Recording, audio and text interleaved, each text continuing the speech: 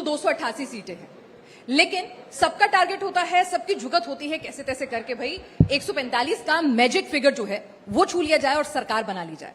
लेकिन इस सब के बीच में एक नेता ऐसा भी है महाराष्ट्र की राजनीति में जिसका टारगेट है सिर्फ 8 विधायक। अब आप भी सोचेंगे भाई ऐसा क्यों है, 8 विधायक से क्या कर लेंगे वो और क्या हो जाएगा, ये उन्हीं से जानेंगे क्योंकि मंच पर हमारे साथ इस वक्त खुद मौजूद हैं अबू असीम आजमी साहब। आपका बहुत बहुत स्वागत है सर। सिर्फ 8 ही चाहिए आपको?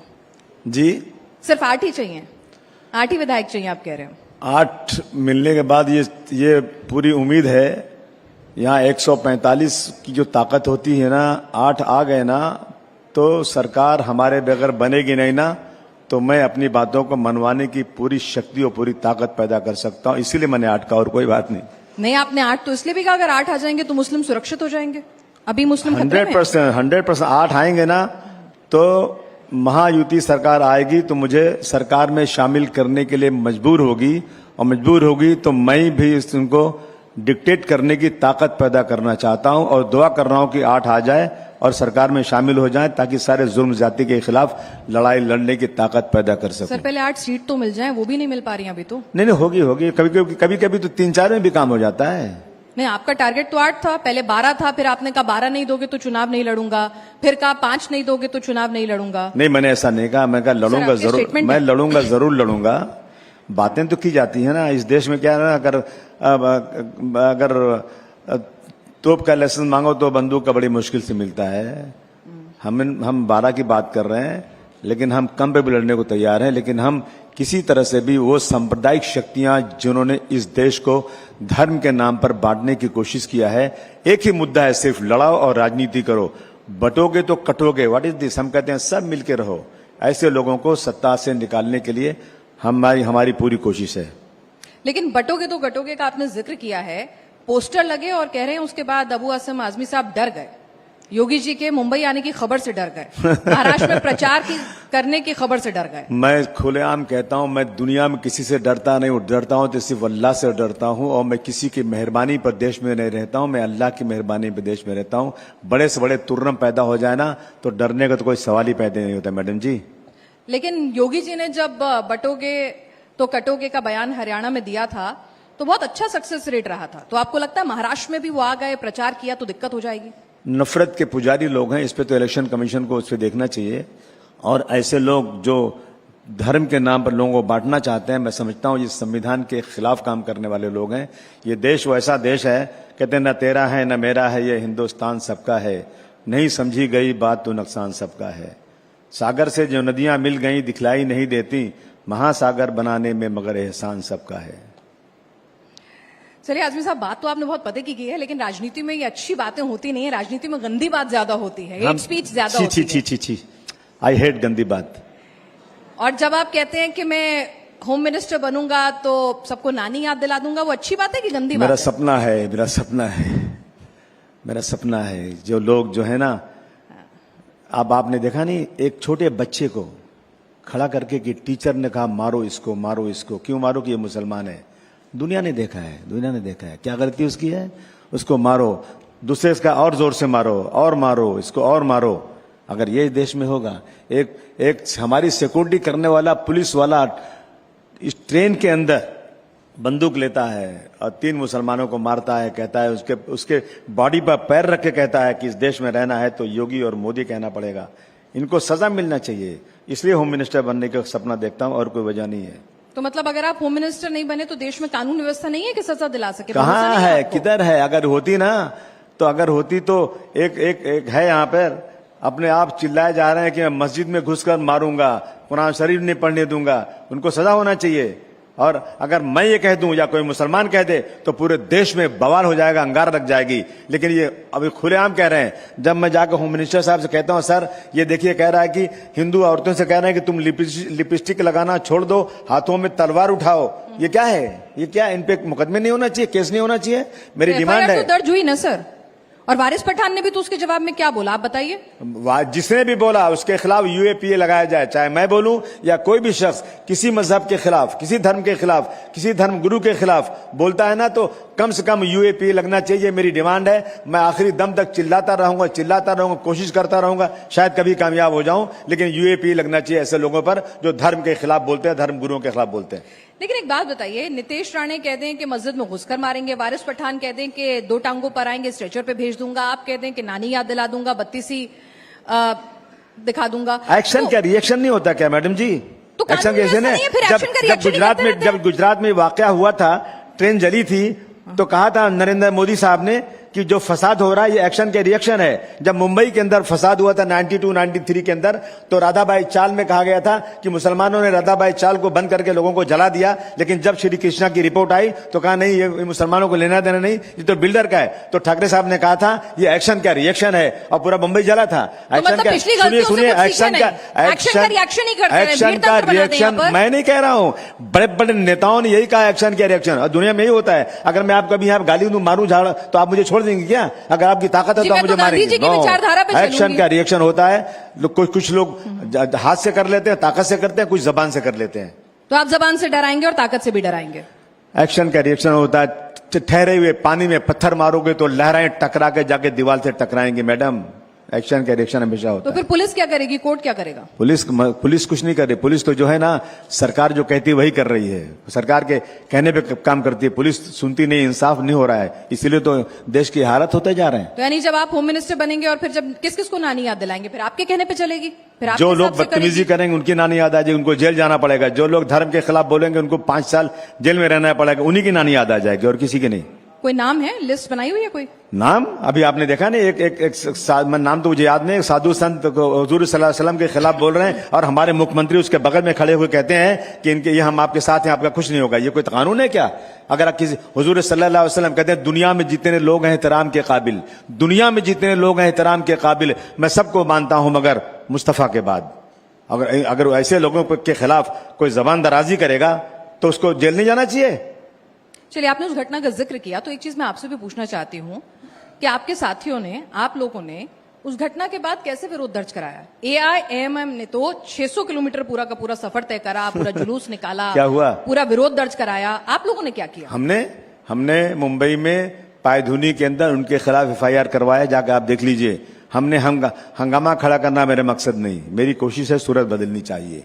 हमने किया, एफआईआर हुआ, और कुछ लोग वहां से यहां तक आए और आगे चले गए।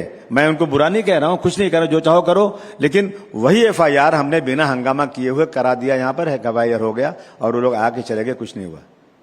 आपके ऊपर एक आरोप ये भी लगता है कि आप मुस्लिम वोट के नाम पर अपने साथियों को ब्लैकमेल करते हैं। नो, कभी नहीं। मैं तो हिंदू मुस्लिम को ऐसी समझता हूं कि ये मेरी 2 आंखें, एक हिंदू एक मुस्लिम, अगर एक आंख भी खराब हो गई ना तो ये देश बदसूरत हो जाएगा। हम कभी हिंदू मुस्लिम में फर्क नहीं समझते, बिल्कुल कोई बोल नहीं सकता। मैंने एक नहीं 550 मीटिंगें किया है और कहा है मुसलमानों से, अगर तुम सही मुसलमान हो ना तो तुम, हुजूर सल्लल्लाहु अलैहि वसल्लम ने कहा कि तुम्हारा पड़ोसी अगर भूखा है, तुमने खाना खा लिया तो तुम मुसलमान नहीं हो। ऐ मुसलमानों, जाकर हिंदू भाइयों से महल्लों में कह दो कि आधी रात को खून की जरूरत पड़ेगी, किसी हिंदू को मत बुलाना, मुसलमान अपने बदन का खून देकर तुम्हारी रक्षा करेगा। ये मैंने एक बार नहीं 50 बार कहा है, और आज भी कह रहा हूं कि हम हिंदू मुसलमान में कोई अंतर नहीं समझते। अच्छा, ये बात भी आप ही ने कही थी कि हम वोट का बंटवारा नहीं चाहते हैं, एमवीए अगर एक तरफा फैसला लेगा तो नुकसान महाराष्ट्र का होगा, हरियाणा के परिणाम दोहराए ना जाएं, कांग्रेस जिद छोड़े, तो कौन से वोट बट रहे हैं? अब की बार 400 पार कहां गए? जब इकट्ठा हो गए सब ना तो 240 पे आ गए। वही महाराष्ट्र में भी होना चाहिए। ये जो है ना, अहंकार बहुत बुरी चीज है।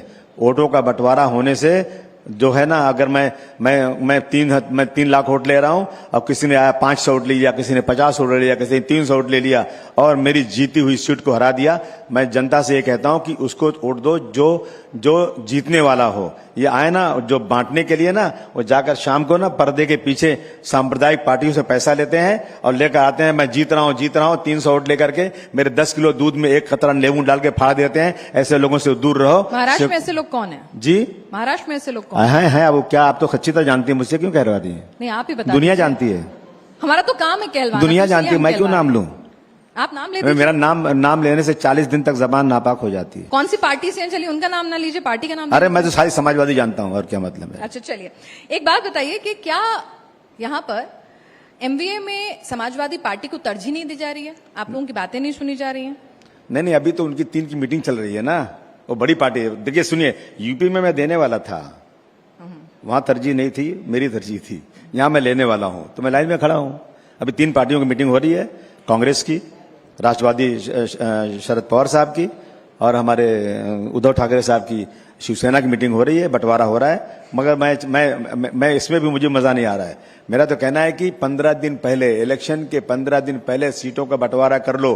कम सीटें मिले मान जाओ, देश बड़ा है, पार्टी बड़ी नहीं है। देश को बड़ा देश देखना है। डॉक्टर भीमराव अंबेडकर के संविधान को तोड़ने वालों के खिलाफ सब इकट्ठा हो जाओ। गांधी जी की अगर आत्मा होगी, आत्मा नाम की कोई चीज होगी, तो आज खून के आंसू रोती होगी। जिस देश को हमने आजाद कराने के लिए इतनी बड़ी कुर्बानी दिया, उस देश में आज वो लोग बैठे हैं जो गांधी जी के कातिल की मूर्ति बना के पूजा करना चाहते हैं। गांधी जी की आत्मा तो एक्शन के रिएक्शन पर भी रोएगी जी। गांधी जी की आत्मा तो एक्शन की रिएक्शन वाली सोच पे भी रोएगी ना। खून के वो आंसू तो रोती कहते थे होगी। एक गाल पे कोई थप्पड़ मारे तो दूसरा आगे कर दो। हाँ, वो जमाना था। अच्छा, सेलेक्टिव पसंद करते हैं हम गांधी जी की सोच को भी। बहरहाल ये बताइए कि यहाँ पर अखिलेश जी आते हैं, अपने कैंडिडेट्स का ऐलान करके चले जाते हैं, मतलब क्या चल रहा है? अखिलेश जी बहुत बड़े देश के जो है ना शुभचिंतक हैं। अखिलेश जी चाहते हैं ना कि इस देश के अंदर सांप्रदायिकता खत्म हो जाए, सब हिंदू मुस्लिम सिख ईसाई गंगा जमनी तहजीब बरकरार रहे, इसलिए अखिलेश जी आए यहाँ पर। आए मैंने कहा अखिलेश भाई, मैं ये 30 सीटें, 2-3 सीटें हैं, एक भिवंडी वेस्ट की सीट है, मालेगांव की है, और धुलिया की सीटें हैं, मैं इस पर लड़ाऊंगा। बोले नहीं, बिल्कुल नहीं लड़ा सकते आप, आपकी ताकत है क्या? अरे मैंने कहा सर बहुत ताकत है। बोले मैं देखूं? मैंने आई देखिए। आए वो, उन्होंने खुद आके आजमाया, उन्होंने देखा। जब उन्होंने कहा हाँ बिल्कुल सर्टेनली 100% लड़ सकते हो, तब उन्होंने अनाउंस किया। वो अपने सहयोगियों से नहीं कहा कि बातचीत करके 5 हमें पहले दे अरे बात सहयोगी मान जाएंगे, कहाँ जाएंगे? अरे सब दोस्त हैं आपस आपकी में। सुन नहीं रहे हैं, आप बस अपने अपनी चला के अपने अपने ऐलान करके चले गए। नहीं, ऐलान करके चले गए तो मतलब उन्होंने समझा दिया, अच्छा रास्ता दिखाया कि देखो मैंने देख लिया है, मैंने परख लिया है, इसलिए ये सीटें जरूर दे देना, वरना ये सीटें बीजेपी के हाथ में चली जाएंगी। या फिर ये बता दिया कि देखो मैंने तो चुन ली है अपनी, अब अगर मेरा साथ चाहिए तो ये दे दो मुझे। नहीं, ऐसा नहीं।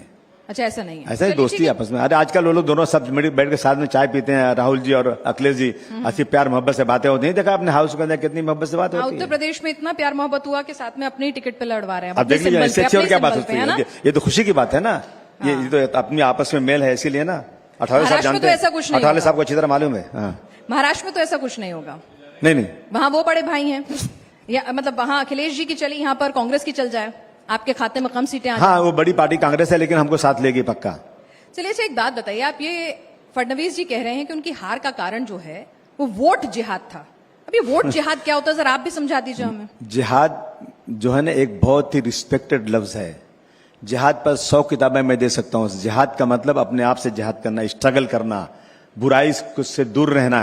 जिहाद का मतलब नहीं बंदूक चलाना है, बेवकूफी बात है। अगर कहीं वोट नहीं मिला तो वोट जिहाद, पैन कार्ड जिहाद, लव जिहाद, लैंड जिहाद, व्हाट इज दिस नॉनसेंस? ये सब बेवकूफी की बातें हैं। ये लोग जो है ना सिर्फ और सिर्फ जिहाद एक मुस्लिम लफ्ज है, उर्दू का लफ्ज है। इसको लेकर हमारे गैर मुस्लिम भाइयों में एक जबरदस्ती की जो है ना जो है गलत फहमी पैदा करना चाहते हैं। जिहाद का मतलब बिल्कुल लड़ाई झगड़ा नहीं होता है। जिहाद का मतलब मैं अपनी बुराई से अपने को जिहाद कर रहा हूं, मैं स्ट्रगल कर रहा हूं, मैं ये जिहाद है। ये अगर कहीं वोट नहीं मिला तो वोट जिहाद हो गया। अगर आपने अच्छा काम किया होता, हमने किसको वोट दिया पता है आपको? उद्धव ठाकरे साहब को वोट दिया, जबकि शिवसेना से मुस्लिम लोग बहुत दूर रहते थे, पहले सांप्रदायिकता मानी जाती थी। लेकिन जब उन्होंने कहा मैं 30 साल तक मैंने गलती किया कि मैं बीजेपी के साथ था, मैं अब अपना प्रायश्चित करके मैं सेकुलर पार्टियों के साथ आता हूं। आप मुंबई में हर जगह से हारते हो गए, लेकिन जहां मैं माइनॉरिटी को वोट थे वहां से चुनकर आ गए। माइनॉरिटी ने पूरा का पूरा वोट दिया, शिवसेना को वोट दिया। तो ये हम तो सबसे बड़े सेकुलर हैं, हमने कभी ये देखा नहीं कि कौन क्या है। जो शख्स भी इस देश में डॉक्टर भीमराव अंबेडकर साहब के संविधान को मानेगा, मुसलमान उसके साथ खड़ा रहेगा, उसको वोट जरूर देगा। लेकिन मुसलमान जब अपने प्रचार करते हैं नेता, तो साफ साफ सीधे सीधे बोलते हैं कि भाई अपना वोट बंटने नहीं देना है, एकजुट रहना है, अपने वोट को जाया नहीं होने बिल्कुल देना सही बात है तो ना। आप लोग भी तो फिर एक पोलराइजेशन करते हैं ना। बंटने मत देना मतलब नहीं कि कोई मुसलमानों को वोट दे देना, ऐसा तो कभी कहा नहीं। एक साथ रहो और सेकुलर पार्टियों को वोट दो, एक साथ रहो, डॉक्टर भीमराव अंबेडकर के मानने वालों के साथ रहो, गांधी जी की नीति पे चलने वाले के साथ रहो। ये कहा, ये नहीं कहा कि तुम जो है इकट्ठा होकर के तुम जो है चले जाओ किसी मुस्लिम पार्टी में। जी अच्छा, एक बात बताइए, बिल्कुल सर आपका नंबर आएगा। आपका भी इंतजार कर रहे हैं सब लोग, थोड़ा सा वक्त दीजिए जरा। रामदास अठावले जी हमारे बीच आ चुके हैं, वो कह रहे हैं कि उन्हें मंच पर आना है। अब नेता जो है मंच, माइक और कैमरा, उसके बाद सब्र नहीं होता है, तो बस थोड़ा सा इंतजार कीजिए आप। अच्छा, जरा ये बता दीजिए हमको कि जब आप कहते हैं कि बीजेपी हेट स्पीच को प्रमोट कर रही है, बीजेपी नफरत की राजनीति करके अपना वोट बैंक बना रही है, मैं नहीं कह रहा हूं, सुप्रीम कोर्ट कह रहा है। सुप्रीम कोर्ट ने कहा, अरे माफ कीजिए, बड़ा बुरा लफ्ज कह दिया उन्होंने कहा लगता है सरकार नपुंसक हो गई है। इससे बुरा लफ्ज क्या हो सकता है? मैंने थोड़ी कहा है, ये सुप्रीम कोर्ट ने कहा है। और सुप्रीम कोर्ट ने कहा हेट स्पीच के ऊपर 100 मोटो लेना चाहिए। पर हेट स्पीच के सिर्फ एक ही पार्टी या एक ही समुदाय की तरफ से होती है? मैं नहीं कह रहा हूं, मैंने कभी कहा, हमने कभी नहीं कहा। हेट स्पीच कोई भी व्यक्ति करे, मुस्लिम हो, हिंदू हो, सिख हो, ईसाई हो, पारसी हो, एनी कास्ट, हेट स्पीच वालों को सख्त सजा होना चाहिए। लेकिन नहीं हो रही है ना। हेट स्पीच वालों को प्रमोट किया जा रहा है कि जाओ और आगे बढ़ो और हेट स्पीच करो ताकि वोट हमारा पोलराइज हो जाए। ये नफरत की राजनीति खत्म होना चाहिए। ठीक है। और जब आप कहते हैं कि गणपति जुलूस पर पथराव एक्शन का रिएक्शन है, तो इसे किस कैटेगरी में रखना? अच्छा, मुझे समझा दीजिए ना। मैं कह रहा हूं कि गणपति होगी, मैं मुस्लिम भाई लोग ठंडा शरबत पिलाएंगे, थम्सअप पिलाएंगे, पानी पिलाएंगे और आपके साथ खड़े रहेंगे। लेकिन आप जानबूझ करके मस्जिद के सामने ही खड़े करके वही कहोगे जय सिया राम, जय सिया राम। अरे अजान हो रही है भाई, नमाज होती है ना, तो इमाम साहब नमाज पढ़ाते हैं और पीछे वाले जो खड़े रहते हैं ना, उनकी आवाज पर नमाज पढ़ते हैं। और आप वहां पे बम फोड़ोगे, चिल्लाओगे। रास्ते में आप शांति से आ रहे हो, लेकिन मस्जिद के पास आने की बात कर रहे हो और वहां मुसलमान मना कर रहा है कि भाई प्लीज हम आपके भाई हैं, मत कीजिए। तो आप कह रहे हैं मस्जिद बंद कर दो, अजान बंद कर दो, और ऊपर चढ़ करके आप गेरुआ झंडा लगा दोगे, तो फिर क्या होगा? और फिर लड़ाई होगी कि नहीं होगी? ये आप तो कह रहे हैं कि हर मस्जिद के बाहर मतलब जुलूस और पटाखे फोड़ने पर बैन लगना चाहिए, कि इस्लाम में कहीं कहा? हाँ, मेरा कहना बिल्कुल बैन होना चाहिए। मंदिर हो या मस्जिद हो, उसके सामने जाकर किसी को तमाशा करने की जरूरत नहीं। पूरा सड़क पड़ा करिए ना आप आराम से। पर ये मैं दावे से कहता हूं, अगर मस्जिद के सामने मेरे जो गणपति लेकर चले, वो खाली ये कहते हैं कि मेरे मुसलमान भाइयों की मस्जिद, थोड़ा सा पटाखा मत फोड़ना, वो मस्जिद का आदमी आकर आपको ठंडा पानी पिलाएगा और आपको फूलों का हार देगा, आपका स्वागत करेगा। आप क्यों नफरत करना चाहते हैं? नफरत क्यों कि बाजार क्यों गर्म कर रहे हैं?